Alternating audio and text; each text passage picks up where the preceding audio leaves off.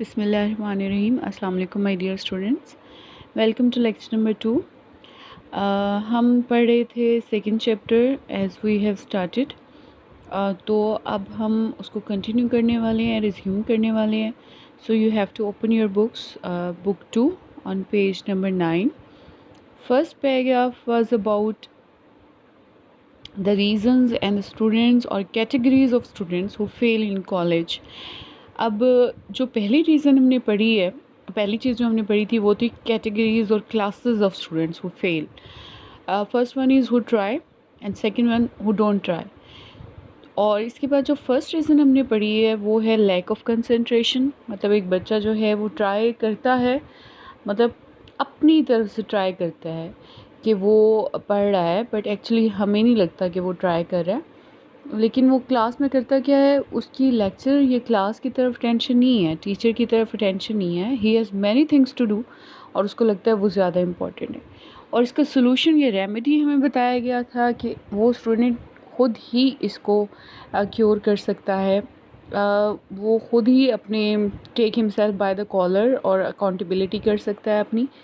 तो इसके अलावा हम उसको बस पिन पॉइंट करके दे सकते हैं कि that is your problem, solution उसके अपने पास ही है। हम किसी को गन पॉइंट पे फोर्स नहीं कर सकते टू कंसंट्रेट और focus on the lesson. So what is the second reason और what is the second paragraph, वो देखते हैं। A common cause of failure is a mistaken ambition for the boy on the part of his parents। ये है second reason. एक बहुत अहम वजह, कॉमन कॉज, एक बड़ी ही आम सी वजह, ये मतलब कॉमन इसलिए लिखा गया है कि यूजुअली देखा गया है ऐसा कि पेरेंट्स की तरफ से बच्चा जो है वो मिस्टेकन एम्बिशन का शिकार हो जाता है। Mistaken ambition, mistaken means wrong, misguided कह सकते हैं हम इसे। एम्बिशन मीन्स ख्वाहिश कह लें, पर्पस कह लें, मकसद या डिज़ायर। पेरेंट्स का कहना होता है कि हमें बच्चे को ये बनना है और ये बनना है, डॉक्टर बनेगा, इंजीनियर बनेगा। तो बच्चा फोर्सफुली वो सब्जेक्ट्स रखता है जो कि उसके लिए इंटरेस्टेड नहीं होते हैं।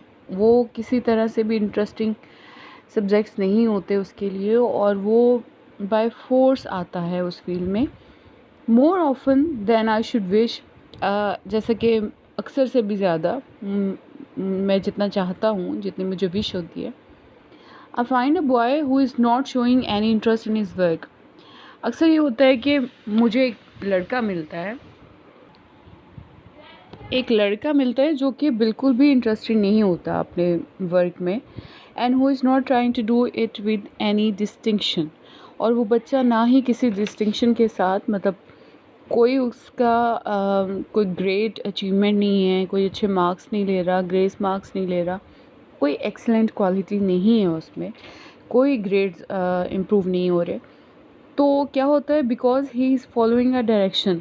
रीज़न ये है कि जो मैं अक्सर मिलता हूँ ऐसे बच्चों से, उसकी रीज़न ये होती है कि वो एक ख़ास डायरेक्शन फॉलो कर रहे होते हैं, एक ख़ास गोल होता है जो उनका अपना नहीं होता, वो किसी की तरफ से होता है।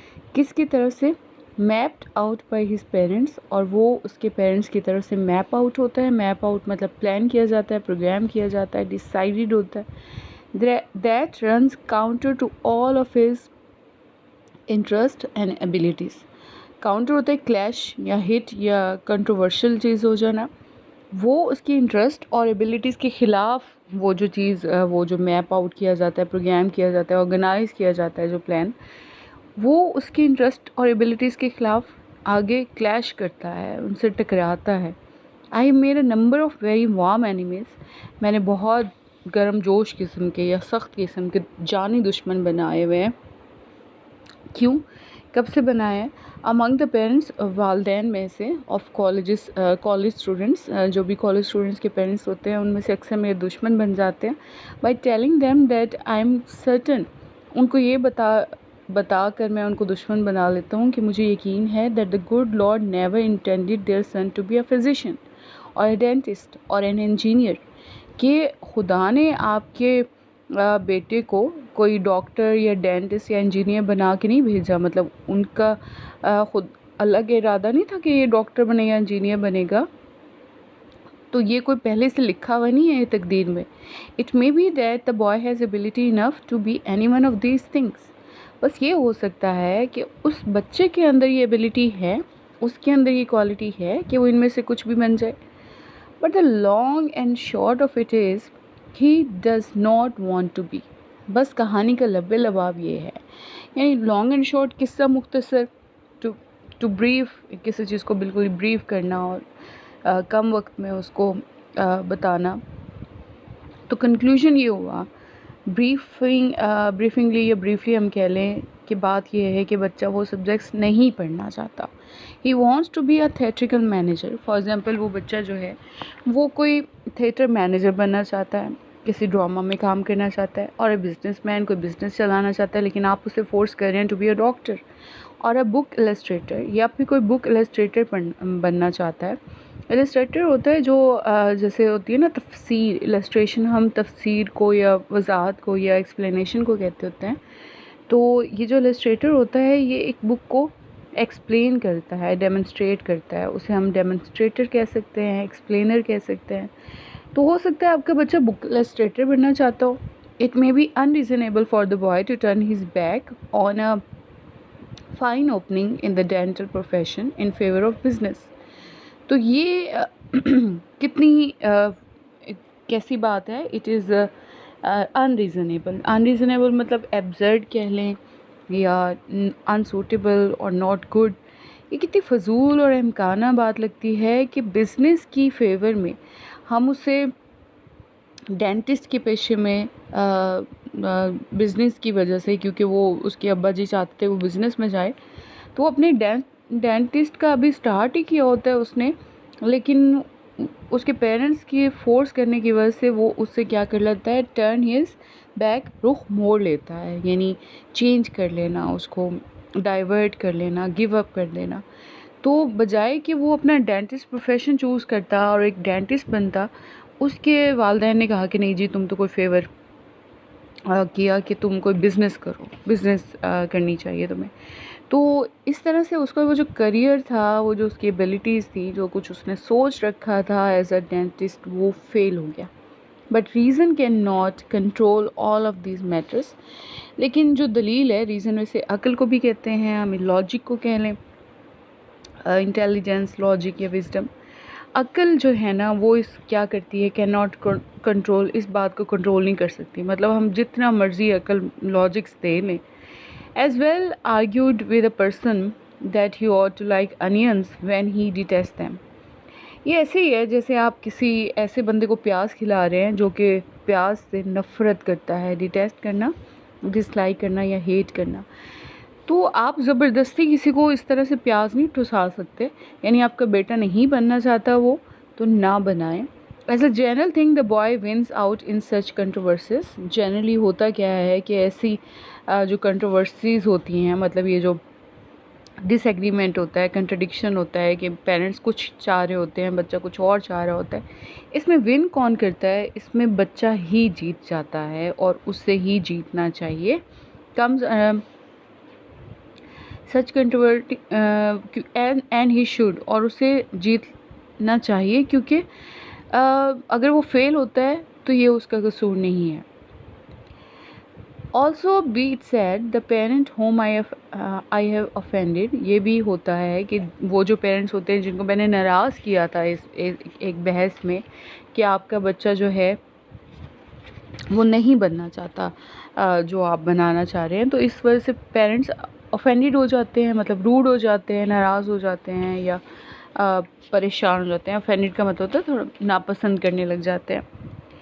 तो उसमें क्या होता है कि जब क्या होगा, वही पेरेंट मेरे पास दोबारा आता है, comes around after a term of years, यानी जब साल गुजर जाते हैं, 2 साल का, क्योंकि एक टर्म होती है 2 सालों की पीरियड के बाद वो आता है, और क्या कहता है, tells me that his son was right, कि उसका बेटा सही था, and that he is thankful to me for taking the part of the boy in the argument. और कहता है कि आपने मेरे बेटे का साथ दिया और मैं आपका बहुत ग्रेटफुल हूँ, शुक्रगुजार हूँ। मतलब ये कि जिस पेरेंट ने बात मान ली होती है कि हाँ उनका बेटा जो है वो नहीं पढ़ना चाहता ये सब्जेक्ट, तो ठीक है चेंज करा दें, तो वो बाद में शुक्रगुजार होता है पेरेंट कि आपने सही कहा था। जो पहले नाराज़ होता था कि आप ऐसा क्यों कह रहे हैं, बाद में कहता है नहीं बच्चे ने अच्छे मार्क्स लिए। यानी कि पेरेंट्स को फोर्स नहीं करना चाहिए। अगर पेरेंट्स फोर्स कर रहे हैं, बच्चा नहीं अच्छा रिजल्ट दे रहा, तो उनके सब्जेक्ट्स चेंज करने पड़ेंगे। If such a boy fails, अगर ऐसा बच्चा फेल होता है, it is because he can not bring himself to try to do the work that is distasteful to him. तो ये होता है कि वो कोशिश नहीं करता उस काम को करने के लिए जो उसके लिए डिसटेस्टफुल है, जो उसके लिए अच्छा नहीं है, जो अनप्लेजेंट है, जो उसे पसंद नहीं है।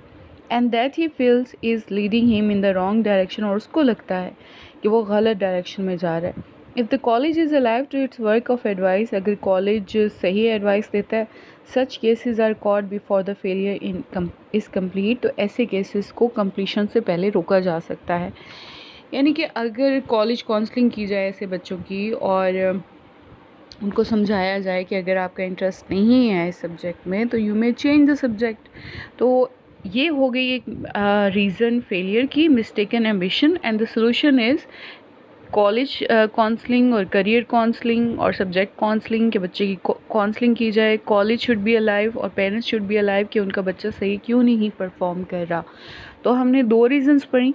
First one was lack of concentration, second one was mistaken ambition, और सोल्यूशन भी हमने पढ़ लिया। Now come to the third paragraph, third reason. Another type of boy who does not try is the very bright boy. वो जो तीसरी type के बच्चे हैं जो कि ट्राई नहीं करते, वो जो तीसरे हैं जो ट्राई नहीं करते, हमें लग रहा है कि वो ट्राई नहीं कर रहे, वो उन बच्चों में से जो तीसरी तरह के बच्चे हैं वो कौन से हैं, लेट्स सी, उनके बारे में बताया जा रहा है। वो है वेरी ब्राइट बॉय, यानी एक ऐसा बच्चा जो निकम्मा नहीं है, जो डल स्टूडेंट नहीं है, जो नालायक स्टूडेंट नहीं है। ये बहुत ही ब्राइट, बहुत ही इंटेलिजेंट बच्चा होता है। लेकिन क्यों फेल होता है? Who has always done his school work without effort, उसने स्कूल में हर काम, मतलब जो भी उसने रिज़ल्ट, हमें कैसे पता चला कि वो इंटेलिजेंट बच्चा था? क्योंकि उसका जो स्कूल का रिज़ल्ट था वो बहुत ही अच्छा रहा था, और स्कूल में उसने कभी इतनी एफ़र्ट ही नहीं की थी पढ़ने की। फॉर एग्ज़ाम्पल, वो अगर 2 साल में या 1 साल में नहीं पढ़ा था, लेकिन जब एग्ज़ाम आते थे तब पढ़ लेता था। उसको लगता था कि एंड टाइम पे पढ़ने से मेरे अच्छे मार्क्स आएंगे, मैं पास कर लूँगा। तो क्या हुआ कि स्कूल वर्क में तो उतनी एफर्ट नहीं की उसने। And who has never learn what real application is, और उसने कभी सीखा ही नहीं कि एप्लीकेशन एक्चुअली होती क्या है। हम यहाँ पे एप्लीकेशन का मतलब दरख्वास्त वाली एप्लीकेशन नहीं है। एप्लीकेशन को हम डिलीजेंस कह लें, हार्ड वर्क कह लें, कि एक्चुअली मेहनत क्या होती है वो उसने कभी जाना ही नहीं, क्योंकि वो स्कूल में थोड़ा सा पढ़ के पास हो जाता था, और उसको लगता था कि कॉलेज में भी यूँ ही करूँगा, एग्ज़ाम के दिनों में पढ़ लूँगा और बस जी पास हो गया। उसको ये आइडिया ही नहीं हुआ कि एक्चुअली हार्ड वर्क किसे कहते हैं। अगर वो थ्रू आउट द करियर या थ्रू आउट द ईयर वो पूरी टर्म में मेहनत करता रहता, तो कितने अच्छे ग्रेड्स ले सकता था। अगर वो सिर्फ एक दिन में या कुछ घंटों में पढ़ के पास हो रहा है, तो वो बहुत अच्छा स्टूडेंट है। He supposes that he can float through, ऊपर हमने फर्स्ट पैराग्राफ में वर्ड पढ़ा था गेट थ्रू और मेक गुड। यहाँ पे फ्लोट थ्रू का मतलब भी वही है, पास थ्रू और गो थ्रू और कामयाब होना, सक्सीड होना। उसको लगता है कि वो सक्सेसफुल हो जाएगा with as little effort as he did through school. जैसी मेहनत या जैसी कोशिश उसने स्कूल में की थी थोड़ी सी, वो ही कोशिश करेगा, थोड़ा सा पढ़ेगा एग्ज़ाम के दिनों में और पास कर लेगा। I sometimes think that the bright boy who has always depended on his ability, मुझे लगता है एक बहुत ही ज़हीन बच्चा जो हमेशा अपनी एबिलिटीज़ पे डिपेंड करता है, ट्रस्ट करता है, रिलाई करता है, टू गेट थिंग्स क्विकली, ताकि जल्दी से काम ख़त्म हो, is the most pitiable object among all our failing students. सब सारे जो बच्चे फेल होते हैं उनमें सबसे काबिल तरस या काबिल रहम बच्चा, जिस पे पिटी फील होता है, जिस पे मतलब हमें सैड फील होता है, अब उदास चीज़ जो हमें करती है वो ये है कि इस तरह के ज़हीन स्टूडेंट्स जो हैं वो फेल हो रहे हैं, क्योंकि वो पढ़ते नहीं हैं, मेहनत नहीं करते। For it is almost a tragedy to see all of this keenness going to waste, क्योंकि इस तरह की कीननेस को वेस्ट होते हुए देखना, कीननेस जोश व खरोश कह लें, ईगरनेस और एक्साइटेडनेस और जीनियस और वो जो टैलेंट है, इस तरह के टैलेंट को वेस्ट होते हुए देखना है। To feel that the entire opportunity which the college has to offer, और ये महसूस करना कि कॉलेज ने वो जो पूरा मौका दिया था 2 साल का, इस पास्ट अब वो गुजर गया, वो ख़त्म हो गया, वो जी वेस्ट हो गया। और ये जब ख़त्म हो गया, ख़र्च हो गया because of a too receptive mind. किस वजह से? क्योंकि उस बच्चे को लगता था कि उसका माइंड बहुत रिसेप्टिव है, रिसेप्टिव रिसीव से निकला है, जिसका मतलब है बहुत ही जल्दी से चीज़ें सीख लेना, बड़ा ही ब्राइट स्टूडेंट होना, रिस्पॉन्सिव होना, पिक कर लेना चीज़ों को। तो इतने दिमाग के, बहुत ज़्यादा इंटेलिजेंट दिमाग के होते हुए भी वक्त को ज़ाया कर देना, ये चीज़ हमें सैड फील कराती है और पिटिएबल लगता है वो बच्चा। द क्योर फॉर, अब है सोल्यूशन, क्योर और remedy for this sort of thing is again not easy, बिल्कुल आसान नहीं है। For it involves an entire change of attitude, क्योंकि इसमें जो चीज़ इन्वॉल्व करती है, जो मसला है जिसको हल करना पड़ेगा, वो है चेंज ऑफ एटीट्यूड। सारे का सारा रवैया बदलना पड़ेगा, सारे का सारा पॉइंट ऑफ व्यू चेंज करना पड़ेगा, and the forming of a completely new set of habits, और फॉर्म करनी पड़ेंगी, क्रिएट करनी पड़ेंगी नई नई हैबिट्स, नई नई एटीट्यूड, नया behaviour. No one can do this but the boy himself, सिर्फ बच्चे के सिवा और कोई नहीं कर सकता।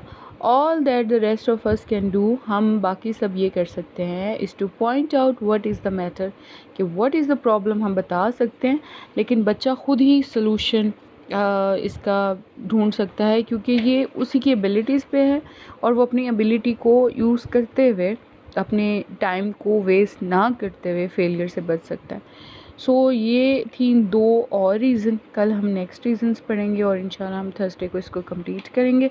ओके, आपने मुश्किल वर्ड्स और ये एक्स्ट्रा चीज़ें देखते जाना है, ताकि आपके एडिशनल क्वेश्चंस भी तैयार हो जाए। कोई क्वेश्चन, कोई क्यूरी होती है तो आप कमेंट्स में या मुझे मैसेज करके पूछ सकते हो। ओके, टेक केयर, अल्लाह हाफ़िज़।